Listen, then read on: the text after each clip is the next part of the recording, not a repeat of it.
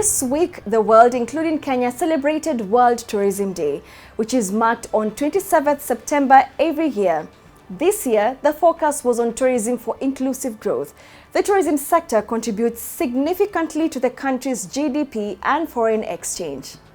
This is Moolah Insider, where we are all about personal finance and your relationship with money. My name is Mercy Milanoi, and this week we take a look at the investment opportunities in the tourism sector.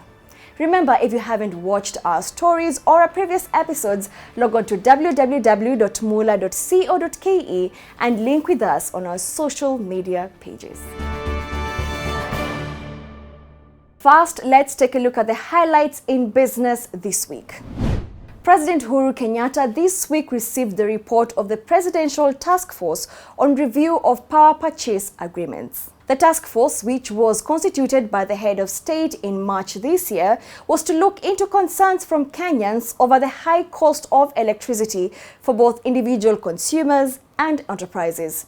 The president examined and welcomed the recommendations of the task force that establish a path towards the reduction of the cost of electricity by over 33% within 4 months.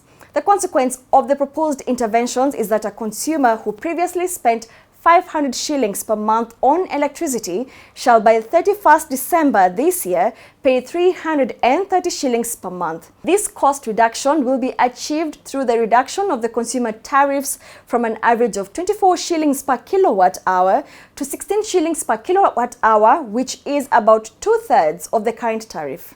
Now, the task force recommendations include review and renegotiations with the independent power producers, also known as PPPs, to secure immediate reduction in power purchase agreements, also known as PPA tariffs, within existing contractual agreements. Also, cancellations with immediate effect of all unconcluded negotiations of power purchase agreements, and ensure future PPAs are aligned to the least cost power development plan. The other recommendation is fast-track and deepen the ongoing reforms at KPLC to restructure it into a commercial entity that is both profitable and also capable of delivering efficient and cost-effective electricity supply to all consumers. The other recommendation is for KPLC to take the lead in formulation and related PPA procurement of the least cost power development plan. Also, KPLC to institute due diligence and contract management frameworks for PPA, procurement and monitoring along the lines of the drafts provided by the task force. The other thing is for KPLC to constitute 1- and 5-year rolling demand and generation forecast and associated models. The other recommendation is for KPLC to adopt standard PPAs and proposed government letters of support along the lines of the drafts provided by the task force. And also, KPLC to undertake a forensic audit on the procurement and system losses arising from the use of heavy fuel oils. Also, in line with the constitutional imperative for transparency in the public sector, KPLC's annual reports should include the names and beneficial ownerships of all IPPs with which it has contractual agreements with. The Central Bank of Kenya has retained a benchmark lending rate of 7% for the 11th time in a row, citing the appropriateness of the current accommodative monetary policy stance. CBK's Monetary Policy Committee MPC, which held its meeting this week, also noted that inflation pressures are expected to be elevated in the near term, mainly driven by increase in fuel and food prices. In August, the overall inflation stood at 6.6% compared to the 6.5% rate in July. The regulator nonetheless said that inflation is expected to remain within the target of 7% range with muted demand pressures. CBK added that the economy is expected to rebound in 2021, supported by the continued reopening of the services sector's recovery in manufacturing and stronger global demand. The robust performance of construction, manufacturing, education, real estate, and transport and storage sectors were mentioned as main supporters for the economy. The MPC's survey also noted that the banking sector remained stable and resilient, with strong liquidity and capital adequacy ratios. Some of the other key highlights from the report include exports of goods remained strong, growing by 11.5% in the period January to August 2021 compared to a similar period in 2020. Receipts from the export of horticulture and manufactured goods rose by 25.0% and 39.1% respectively in the period January to August 2021 compared to a similar period in 2020. However, receipts from the tea exports declined by 5.8%, partly due to the impact of accelerated purchases in 2020. Imports of goods increased by 22.9% in the period January to August 2021 compared to a similar period in 2020, mainly reflecting increases in imports of oil and other intermediate goods. Receipts from the tourism and transport services have improved with the easing of travel restrictions. Remittances from abroad remained robust at $313 million in August 2021 and were 19.2% higher in the period January to August 2021 compared to a similar period in 2020. The current account deficit is estimated at 5.5% of GDP in the 12 months to August and is projected at 5.2% of GDP in 2021. Well, to our next highlight of the week, Kenya Airways and South African Airlines have signed a cooperation strategic partnership with the ultimate goal of co-starting a Pan-African airline group. The cooperation is, among others, aimed at addressing the significant contraction witnessed in the history of the African air transport market, which shrank 50% in the wake of COVID-19. In a statement, KQ noted that the memorandum of cooperation will be based on mutual benefits, which seek to see an increase in passenger traffic, cargo opportunities, and general trade by taking advantage of strengths in both countries. The agreement, however, does not limit either of the airlines from pursuing commercial cooperation with other carriers within the current route network strategy. Now to our focus of the week. The tourism sector is one of the key sectors in the country that significantly contributes to the country's economy. However, the COVID-19 pandemic tested it to the core as hotels closed due to the restrictions placed by the government to reduce the spread of the disease. However, there were innovations and businesses tapped on opportunities to stay afloat, proving that there are opportunities in the sector one can tap into even in a pandemic. However, before stepping into any market, you need to first understand your market. 1. Why do people travel? According to the Travel Market Report 2021 publication, people travel to get a new perspective, to see the world through the new eyes, to gain appreciation for what they have, to get some distance from work, to get them out of their comfort zone, to admire the Mother Nature, to learn about other cultures, to strengthen relationships with your loved ones also. Now, the Kenya Tourism Research Institute also did a survey on why people don't travel. The study found out some key reasons for not traveling among Kenya's domestic tourists, and the reasons were COVID-19 pandemic, cost of travel, time constraints, no planned travel, and lack of information. Now, those who did not travel were mainly residents of Nairobi, which was about 50.5%, and Mombasa, covering 14.3% of those interviewed. So who travels? Interestingly, there are more females than males who travel locally, and their age gap is between 26 to 35 years old, which was the majority, 36%, followed by 36 to 50-year-olds, which was about 26%, and closely followed by the ages of 19 to 25 years, which covered about 24% of the sample. Now, those who traveled the most had incomes ranging between 50,000 shillings and 100,000 shillings. Now, the cities and urban destinations visited by domestic tourists included Mombasa, Naivasha, Nairobi, Malindi, Watamu, Nanyuki, Nakuru, Machakos, and Kisumu, among other towns mentioned in this survey. Now that you have an understanding of the target market, there are 5 sectors that comprise the tourism sector. There's transportation, food and beverage, recreation and entertainment, and travel services. So the other thing we're going to look at in this sector is the components of the tourism sector. What makes the tourism sector? They are also known as the 5 A's elements of the tourism business: Number 1, attraction. It is the most important element and object that attract people to travel. The other thing is accessibility. It is an important key factor for the development of tourism. Also, accommodation. It includes food and lodging facilities to the guest. And the other thing is amenities. What are they coming to see? Now that we know the components of the tourism sector, let us take a look at the investment opportunities in Kenya's tourism sector. So it includes the following. You can develop a resort city. There's the construction of international hotel chains. You can also invest in conference facilities. We have seen KICC, which has a capacity of 2,000 delegates. And also, we have seen also the Pride in Paradise Resort, which also has a tourism center with a conference center. The other thing also you can invest in is casinos, theaters and specialty restaurants. There's the construction of golf cities, constructions of lake view resorts like in Kisumu or Naivasha, or even a water sport. So apart from the other investment opportunities, there are upcoming tourism investment opportunities that you and I can actually do. So number 1, you can have an Airbnb. You can offer short-term travel services to the park like Nairobi National Park. You can be a tourism influencer or content creator. You can have a cottages. Look at this idea. You can convert your unused space, especially in the rural areas, for a cottage.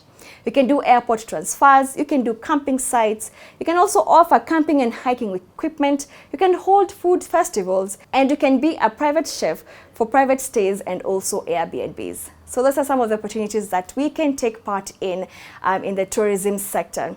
Well, you're watching Moolah Insider, and remember, if you haven't watched our previous episodes, check out our website www.moolah.co.ke for more stories and link with us on our social media pages. Coming up is another exciting episode of Pursuits and how you can make your business better. Well, you're watching Moolah Insider, and since we're talking about how to invest, one of the ways you can get money is through getting a loan. But what happens if you can't pay it? Now, getting listed as a defaulter means that you haven't paid back your loan in 90 consecutive days. What should you do to prevent this? Now, we speak to the lender and explain to them what's happening as you can work out a way to do your repayment plan. Well, check out from our experts on how you can work out to repay your payment plan and be on the good books of the lenders.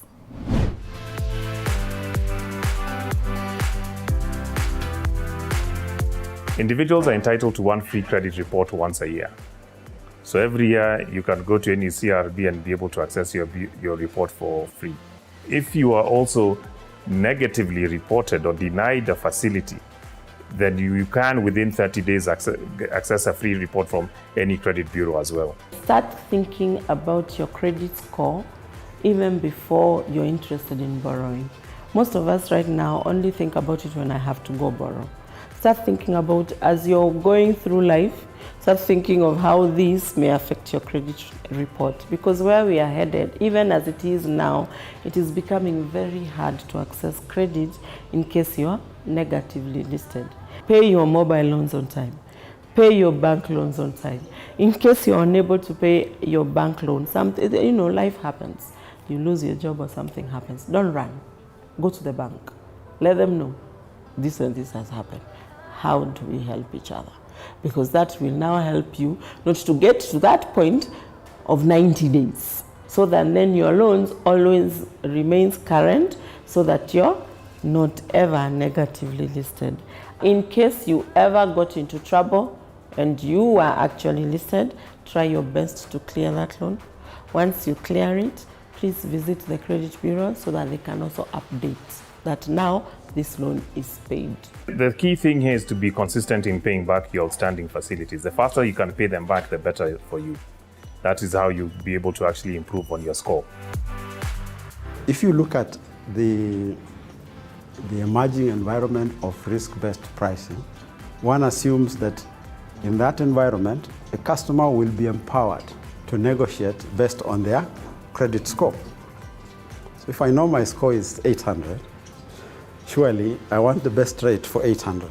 The banks are mostly just using the negative listing. Very few banks, if any, are using the score. Ideally, and the science behind a credit score is so that you use the score. My good score should give me an advantage over somebody who has a lower score. So I need to use the score to shop around and say who is giving me the best deal. These credit bureaus need to pick information from very many different places. The more the parameters we use, it doesn't matter whether you've ever borrowed or not. There will be something we'll pick on you that will decide on your score. Get in all these circles, get in all these companies like the KPLC, get in the M-Pesas there, get in the water companies, because it also helps to give a history about you so that I'm not always disadvantaged because I've never taken a bank loan. Somebody's enjoying electricity, water, but because that data is not with us, we can't build that profile. And that's why we're trying to go out as much as possible to as many credit providers as possible so that we can use any of that credit to start building your credit history. We have a challenge with providers of data like water, electricity, and the challenge is what is the accuracy of that data. There are times you can get a water bill that says from your usual average of about 1,000, somebody's giving you a bill of 5,000. Yeah?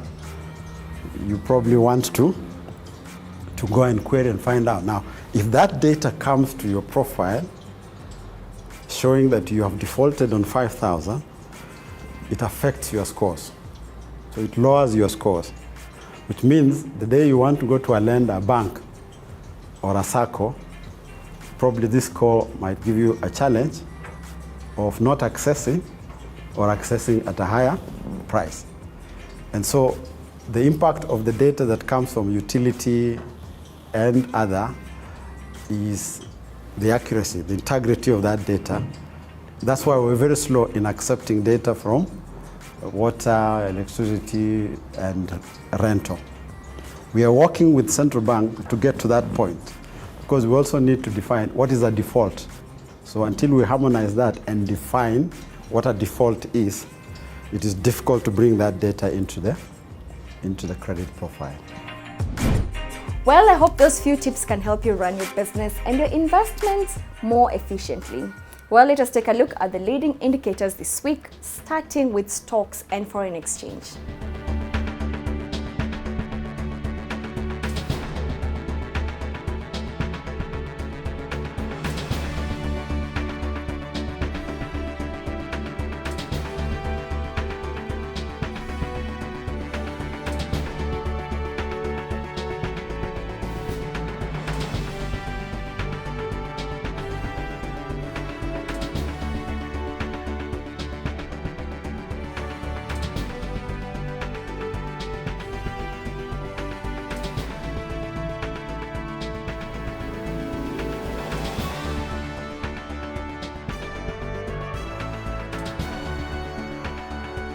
Let us take a look at the best prices of basic commodities this week across selected supermarkets.